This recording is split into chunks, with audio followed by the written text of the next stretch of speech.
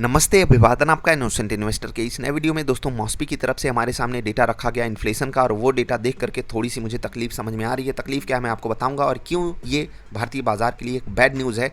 सारी चीज़ें आप समझ जाओगे इस वीडियो के अंत तक। आई होप आपको वीडियो पसंद आएगी। अगर आती है तो वीडियो लाइक जरूर कर देना। ये डेटा आज का ही है, यानी कि 12 सितंबर 2022 का। ठीक है, तो मैं आपके लिए ये जो वीडियो रिकॉर्ड कर रहा हूँ, बहुत कुछ आपको समझाना चाहता हूँ। बेसिक चीज़ें हैं, लेकिन आपको ये बातें पता होनी चाहिए, क्योंकि अगर आप इन बातों को इग्नोर करोगे तो आप हो सकता है इन्वेस्टमेंट में कुछ गलत डिसीजन ले लो। रियल लाइफ में भी हो सकता है आप कुछ गलत डिसीजन ले लो। ठीक है, तो ध्यान से देखते हैं। पहले तो मॉस्पी क्या है वो आपको समझा देते हैं। Ministry of Statistics and Programme Implementation, RBI से डायरेक्ट इनका कनेक्ट होता है। तो कनेक्ट मतलब इन द सेंस कि अगर आपको मैं बताना चाहूँ तो महंगाई को आरबीआई ही डील करती है। डेटा हमारे सामने मॉस्पी ने रखा है। ठीक है, अब सीपीआई और सीएफपीआई, ये दो चीज़ें पहले मैं आपको समझा देता हूँ। कंज्यूमर प्राइस इंडेक्स और कंज्यूमर फूड प्राइस इंडेक्स, ये दो चीज़ें होती हैं। ठीक है, आगे बढ़ते हैं।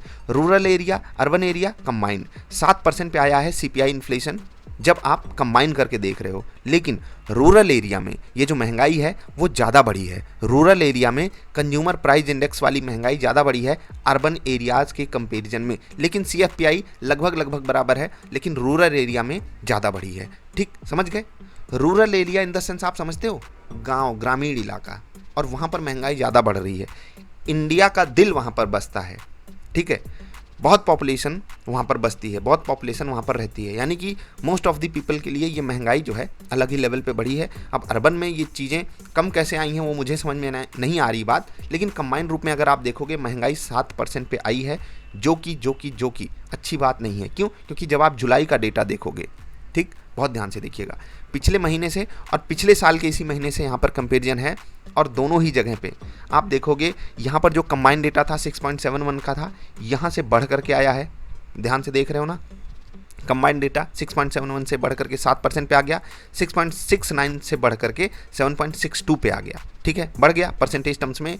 अगर आप सिर्फ नेट परसेंटेज टर्म्स में देखोगे तो काफ़ी बड़ी यहाँ पर बढ़ोतरी है। अगर हम पिछले साल अगस्त 2021 में जा करके देखें तो वहाँ से भी काफ़ी बड़ी यहाँ पर दिक्कत हमारे सामने आ रही है। अब ये क्योंकि डेटा महंगाई का है, क्योंकि हम मार्केट में ही डिस्कस करते हैं, कोई चीज़ ऊपर जाए तो अच्छी मानी जाती है, लेकिन यहाँ पर बिल्कुल भी अच्छी मानी नहीं जाती। अगर आपको ना पता हो, मैं रिपीट कर रहा हूँ, ये चीज़ मैं अक्सर रिपीट करता रहता हूँ। 4 + -2 ये है आरबीआई का जो एक रेंज होती है ना। लेट्स से कि आपने यहाँ पर 4 कर दिया, ठीक है, यहाँ पर आपने 4 को प्लॉट कर दिया, ये -1 और -2, यहाँ पर ये जो दो चीज़ें हैं, महंगाई या तो यहाँ पर रहे, और +1 और +2 यहाँ पर ये रहे। समझ गए? यानी कि महंगाई 6% तक जा सकती है तो कोई दिक्कत नहीं, आरबीआई को उतनी टेंशन नहीं होगी, या महंगाई 2% तक रहे तो भी आरबीआई को कोई टेंशन नहीं है। एक चीज़ मैं आपको बताना चाहता हूँ, आप में से बहुत सारे लोग कॉमर्स के स्टूडेंट्स होंगे या एमबीए वगैरह कर रहे होंगे, तो मैं एक्चुअली मेरा जो एक्सपीरियंस है वो कॉमर्स फील्ड में ही है।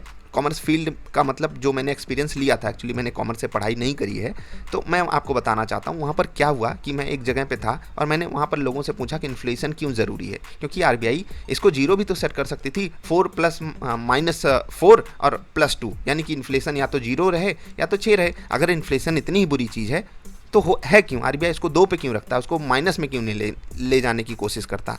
तो वहाँ पर मुझे कोई जवाब दे नहीं पाया था, और मैं आप लोगों से रिक्वेस्ट करूंगा इसका जवाब आप ज़रूर ढूंढिएगा, क्योंकि इन्फ्लेशन होना बहुत पॉजिटिव चीज़ होती है किसी भी देश की ग्रोथ के लिए। लेकिन अगर वो एक लिमिट से बाहर जाता है तो वो चीज़ खतरनाक हो जाती है। यही बात मनी कंट्रोल भी कह रहा है। यहाँ पर मैं आपको ज़रूर ये बात समझाना चाहूँगा, यहाँ पर बहुत ध्यान से पढ़िएगा। India's headline retail inflation rate as measured by CPI return to 7% territory in August from 5 month low of 6.71%। 5 महीने के लोएस्ट स्तर पे था 6.71 पे, लेकिन ये लौट आया है 7% पे।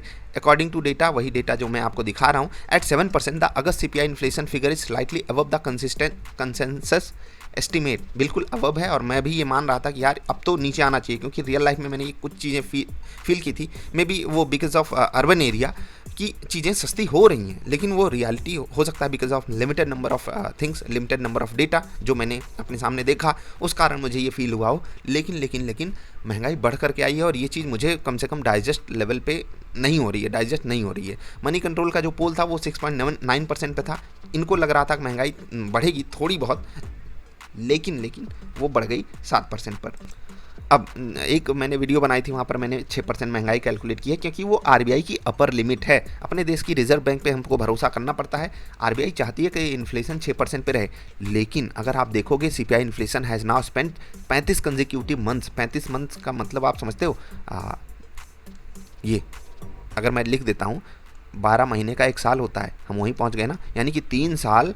और जो सीपीआई इन्फ्लेशन है वो अबव द रेंज ऑफ आरबीआईज, मतलब क्या कह सकते हैं उसको, डेडलाइन तो नहीं कह सकते, आरबीआई की जो रेड लाइन है वो बोल सकते हैं। यहाँ पर आगे इन्होंने लिखा है the reserve banks of India medium term target of 4% and 8 straight month, ये 4% से 35 महीने से लगातार दूर है। और 8वां लगातार महीना ऐसा है, स्ट्रेट मंथ मतलब लगातार महीना, आउटसाइड दी टारगेट ऑफ 6%, यानी कि चीज़ 6% से भी ऊपर है महंगाई, ये लगातार 8 महीने से, और 4% से ऊपर है लगातार 35 महीने से। दिस इज़ नॉट नॉर्मल, ठीक है, जिसको आप टॉलरेंस रेंज बोलते हो आरबीआई की भाषा में, वो जो है उसके ऊपर महंगाई अभी है कम से कम, या यूँ कह लो कि महंगाई ट्रेड कर रही है। बहुत मतलब ऐसी वीडियो हो गई कि बहुत सारी चीज़ें समझने के लिए, कुछ भी नहीं है यार। बिल्कुल ऐसे समझो कि महंगाई 4% रहे तो ये बेस्ट केस सिनारियो है। 2% पे आ जाए तो आरबीआई को थोड़ी बहुत टेंशन होगी, 6% पे आ जाए तो भी आरबीआई को टेंशन होगी, इसके बीच में रहे तो उतनी टेंशन नहीं होगी, लेकिन इसके बाहर अगर जाती है, 6 के ऊपर चली गई, 2 के नीचे चली गई, तो आरबीआई को बहुत टेंशन होगी। और यहाँ पर जो बात मनी कंट्रोल ने लिखी है ना, the RBI is deemed to have failed when average inflation is outside the 2 से 6% tolerance range for 3 consecutive quarters. तो ये सब बातें अगर कोई लिख रहा है, जैसे यहाँ पर लिखा गया on the brink of failing, brink of failing मतलब एकदम एक्सट्रीम एज पे आकर के खड़े हैं कि जो वो कह रहे थे वो करके नहीं दिखा पाए। एक जनरल सेंस में मैं आपको ऐसे समझाता हूँ, जिसे हम लोग 8th क्लास करते हैं तो पापा लोग बोलेंगे, एक्चुअली पापा लोग अब तो कम, रिश्तेदार लोग बोलेंगे, आप बेटा 10th कर लो, 10th में 99%, 99.99999% अगर आप मार्क्स ला देते हो तो आपकी ज़िंदगी सेट है। 10th कर लिए बेटा, 11th में अगर आपने सही सब्जेक्ट चूज़ कर लिया ना और 12th में बढ़िया मार्क्स पा गए तो लाइफ सेट है। उसके बाद 12th कर लिए तो ये वाला कॉम्पिटिटिव एग्ज़ाम अगर आपने निकाल लिया ना बेटा, लाइफ सेट है। मतलब वो टालते जाओ, अभी नहीं, अगले महीने, उसी तरीके का। फिर ग्रेजुएशन कर लिए, वहाँ पर कम पैकेज वाली जॉब लगी, बेटा एक और कोई कॉम्पिटिटिव एग्ज़ाम दो, बड़ा वाला एग्ज़ाम निकालो, उसमें पास करो। मतलब वो हमेशा हमारी ज़िंदगी सेट करेंगे। और ज़िंदगी जॉब पकड़ के भी नहीं सेट होती, जॉब छोड़ के भी नहीं सेट होती, ज़िंदगी सेट ही नहीं होती। ज़िंदगी सेट होने का नाम थोड़ी है, ज़िंदगी अनसेट है खुद ही, तो वो सेट क्या होगी, तो वो नहीं समझ पाते हैं। लेकिन यहाँ पर मैं आरबीआई का एग्जांपल इसलिए वहाँ पर जोड़ रहा हूँ क्योंकि आरबीआई भी बहुत दिन से बोल रही है हम ये कर देंगे वो कर देंगे, लेकिन टू बी ऑनेस्ट आरबीआई यहाँ पर फेल हुई है। अब एक चीज़ मैं डायरेक्ट दोष नहीं दूंगा अपने देश की सेंट्रल बैंक को, लेकिन देखो डेटा काफ़ी कॉम्प्लेक्स होता है, उसीलिए वो वहाँ पर बैठे हुए हैं, उसीलिए हमारे टैक्स से उनकी सैलरी जाती है। लेकिन जो बेस्ट केस सिनारियो ये होगा यहाँ पर कि आरबीआई रियलिटी पे आकर के बात करे। अगर ऐसे छोटी मोटी खबर ऊपर नीचे करके बताते रहेंगे तो वो चीज़ें मतलब अच्छी नहीं लगती ना। जैसे अब आरबीआई बोल रही है महंगाई को लगभग 6% के नीचे बहुत जल्द लाने की कोशिश कर लेंगे, मार्केट भी उसी चीज़ में उछाल मार रहा है। मैं ये नहीं कह रहा हूँ इससे मार्केट गिर जाएगा, लेकिन इससे मार्केट में क्या असर पड़ेगा मैं वो आपको समझाऊँ। उससे पहले 1 मिनट देख लेता हूँ डेटा स्टेट वाइज, क्योंकि वो आपके स्टेट में महंगाई कैसी है वो थोड़ा सा बताएगी। और यहाँ पर मैं आपसे एक रिक्वेस्ट भी करूँगा, ठीक है, अगर आप फूड प्राइजेस को कंपेयर करना चाहते हो तो यहाँ पर आप देख सकते हो मिल्क पे, एग्स पे, वेजिटेबल्स पे, पल्सेस पे कैसे चीज़ें हो रही हैं, वो आप यहाँ से पढ़ सकते हो। मॉस्पी की वेबसाइट से जाकर के ये पूरा डेटा डाउनलोड कर सकते हो। लेकिन मुझे ज़्यादा इंटरेस्ट होता है कि स्टेट वाइज महंगाई कैसी है। तो चलिए जान लेते हैं। बात यहाँ पर सीपीआई इन्फ्लेशन की ही होगी, सीएफपीआई की नहीं होगी, ठीक है। यहाँ पर आप देख सकते हो 1 से लेकर के 22 यहाँ पर इसका डेटा हमारे सामने है, वो भी डेटा प्रोविजनल है, लगभग एग्जैक्ट नहीं बोल सकते हैं, लेकिन फिर भी एग्जैक्टनेस के काफ़ी करीब होता है ये डेटा, ठीक है। तो मैं आपको 2-4 जगह पहले दिखाना चाहता हूँ। सबसे पहले जहाँ से सबसे ज़्यादा हम लोगों का टैक्स आता है, यानी कि सरकार जहाँ से काफ़ी पैसा कमाती है, काफ़ी वहाँ पर चीज़ें होती हैं, महाराष्ट्र, यहाँ पर महंगाई 8% पे है। Can you believe this? जी हाँ। उसके बाद मैं गुजरात पे चल रहा हूँ, अब दिल्ली भी चलना अच्छी बात हो जाती है। यहाँ पर आप देख लीजिए दिल्ली में महंगाई सबसे कम है। क्यों कम है? क्या दिल्ली वाले बताएं, केजरीवाल क्या कमाल कर रहे हैं कि दिल्ली में इतनी कम महंगाई है, लेकिन गुजरात में 8.22% की महंगाई है, ठीक है। अगर उत्तर प्रदेश की बात करें जिसका वेटेज काफ़ी ज़्यादा है, आई थिंक 15 का वेटेज है इनका, ऊपर जा कर के आप चेक करोगे तो वेटेज जैसे स्टॉक्स का वेटेज होता है ना, वैसे स्टेट्स का भी वेटेज होता है महंगाई को डेटा बनाने में, महंगाई का डेटा बनाने में। यहाँ पर महंगाई आई है 7.23%। वेस्ट बंगाल में अप्रॉक्सीमेटली 9% की महंगाई है। अन्य अपना आप स्टेट देख सकते हो, वहाँ की महंगाई चेक कर सकते हो। आंध्र प्रदेश में 6.62, जरा सा थोड़े से बिहार और छत्तीसगढ़ की अगर बात करें तो वहाँ पर भी महंगाई ठीक ठाक है, 5.65 और 6.31 है। नेट अगर आप देखोगे ओवरऑल डेटा तो 7% पे महंगाई है। अब ये 7% की महंगाई हम कैसे डिकोड कर सकते हैं और क्या चीज़ हमको यहाँ पर सीखने की ज़रूरत है।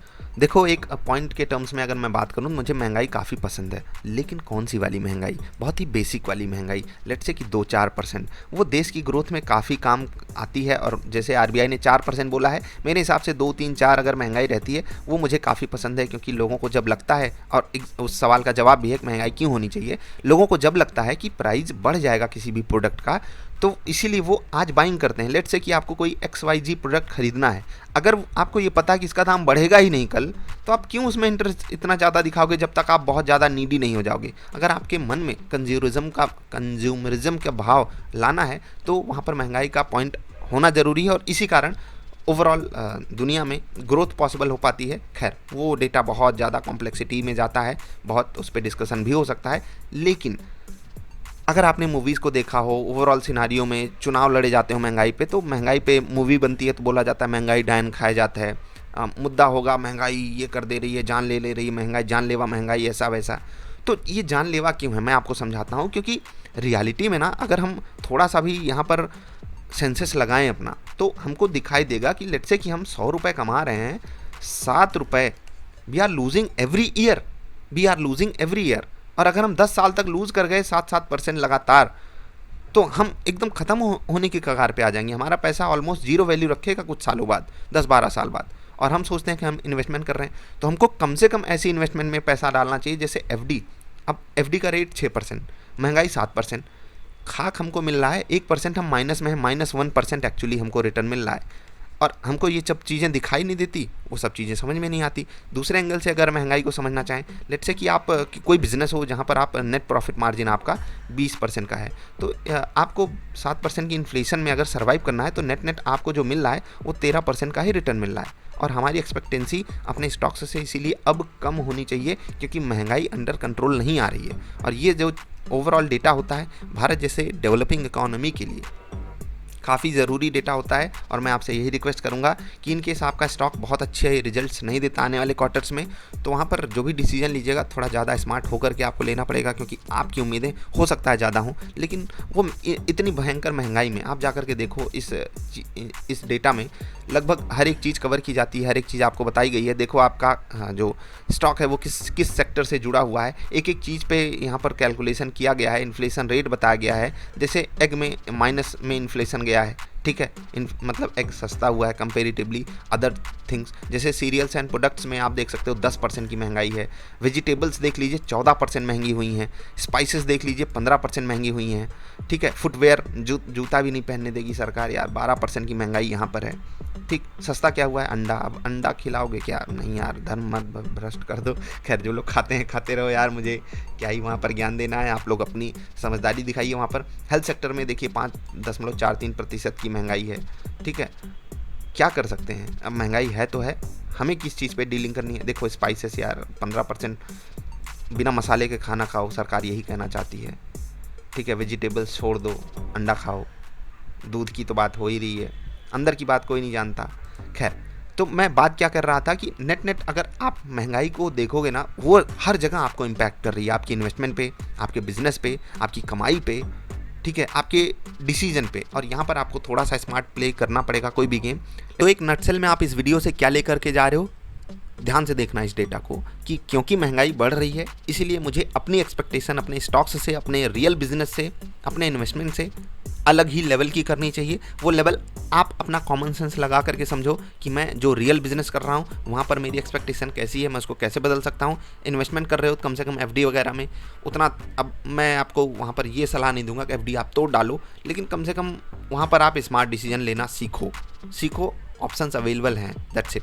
ठीक, तो क्या ये न्यूज़ स्टॉक मार्केट के लिए बुरी है? बिल्कुल बुरी है यार, लेकिन सेंट्रल बैंक किस तरीके की कमेंट्री आकर के करेगा, आगे बताएगा, वो सब भी, लेकिन जैसे कि मनी कंट्रोल ने कहा कि ऑन द ब्रिक, मतलब कैसे एक एज पे जब चीज़ें आकर के खड़ी हो जाती हैं, आप कैसे बता लोगे। जैसे वही अंकल लोग जो हमको बोलते थे कि बेटा 10th कर लो, 12th कर लो, ग्रेजुएशन कर लो, पोस्ट ग्रेजुएशन कर लो, जॉब पकड़ लो, जॉब भी पकड़ लिए, सब कुछ हो गया।